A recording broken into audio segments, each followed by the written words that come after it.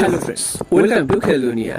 আগামীকাল চেন্নাই এফসি ম্যাচের আগে কিন্তু জয়ের সমীকরণটা কিন্তু ধাক্কা খেয়েছে মোহনবাগান। তোমরা জানো যে মোহনবাগান অ্যান্টনি লোপেজ হাবাস তিনি কিন্তু ম্যাচে ডাগআউটে নাও থাকতে পারেন, কারণ পাঞ্জাবে তার কিন্তু অসুস্থ হয়েছেন তিনি, তার জ্বর এসেছে ম্যাচ রয়েছে, তো তিনটে ম্যাচ তাই জন্য আজকে তিনি কিন্তু প্রেস কনফারেন্সও আসেননি। একটা মোহনবাগানের কাছে অ্যাডভান্টেজ ছিল, সেই হোটেলেই ছিলেন এবং প্র্যাকটিসও তিনি আসেননি। চেন্নাইয়ের টিমের বাকিদের সাথে তিনি মিটিং করেছেন এবং সেই বসে মোহনবাগান কিন্তু তিনি প্র্যাকটিসে আসেননি। খুব একটা ভালো খেলেছে, তা একদমই নয়, গোলটা প্রথমে পেয়ে গেছিল ঠিকই, তবে কালকে ম্যাচে ডাগআউটে থাকবেন।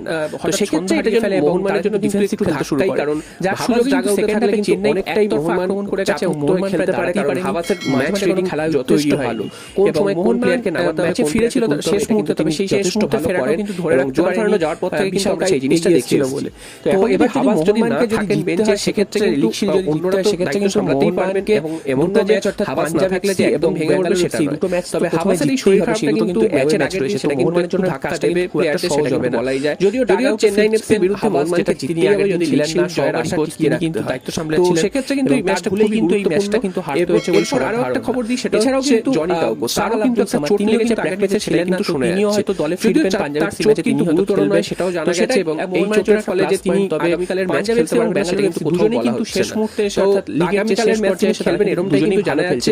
তো দুজনের সঙ্গে তিনি হয়তো ফার্স্ট 11-এ থাকবেন না, তিনি হয়তো সুযোগ রয়েছে, তাই তারাও কিন্তু এবং কোনোমতে হাল ছাড়তে হিসাবে না, যদিও আজকে উড়িষ্যার সেরকমটাই কিন্তু জানা যাচ্ছে হেরে গেছে, সেটা কিন্তু মোহনবাগানের কাজে লাগবে, তিনি খেলতে পারবেন না। আত্মবিশ্বাসটা কিন্তু জানো যে সাহাল আব্দুল সামাদ তিনি তো দিকে মুম্বাই সিটি এফসির বিরুদ্ধে কিন্তু উড়িষ্যা এফসি খেলবে সম্ভবত, উড়িষ্যার সেই ম্যাচটাও মোহনবাগানকে দলে রাখতে হবে, যদি কোনো ভাবে উড়িষ্যা এফসি দেখা যাক শেষ পর্যন্ত মুম্বাই সিটি এফসি বা ড্র করে, তো সেক্ষেত্রে কিন্তু মোহনবাগান আবার অ্যাডভান্টেজের জায়গাটা ফিরে আসবে, তবে সমস্ত কিছুই হবে কিন্তু মোহনবাগান তাদের নিজেদের ম্যাচগুলো জিততে পারে। তো মোহনবাগান এমন যদিও সেই ম্যাচ হেরেছে বা বড় নষ্ট করেছে, যেগুলো থেকে কিন্তু মোহনবাগানের খুব একটা ফেলবে সেটাও না উচিত ছিল, এবং যার ফলে কিন্তু মোহনবাগান কিন্তু আগামী কথা জিততেই হবে যদি লিগ শিল জিততে হয়। এই মুহূর্তে 3 পয়েন্টের লক্ষ্যে সিটি এফসি ম্যাচ নামবে, তো দেখা যাক শেষ পর্যন্ত চেন্নাই এফসিকে হারিয়ে দুটো ম্যাচ যদি মোহনবাগান জিতে, সেক্ষেত্রে মোহনবাগান 45 পয়েন্টে পৌঁছবে 21 ম্যাচ খেলে, এবং মুম্বাই সিটি এফসি যদি উড়িষ্যাকে হারিয়েও দেয়, সেক্ষেত্রেও কিন্তু তারা কিন্তু 47 পয়েন্টে পৌঁছবে, অর্থাৎ লাস্ট ম্যাচটা মুম্বাই সিটি এফসি যদি ড্র করে, সেক্ষেত্রে কিন্তু তারা চ্যাম্পিয়ন হয়ে যাবে, বা যদি জিতে যায় তাহলে তো চ্যাম্পিয়ন হবে। উল্টো দিকে মোহনবাগান যদি শেষ ম্যাচটা মুম্বাই সিটি এফসিকে হারিয়ে দেয়, সেক্ষেত্রে কিন্তু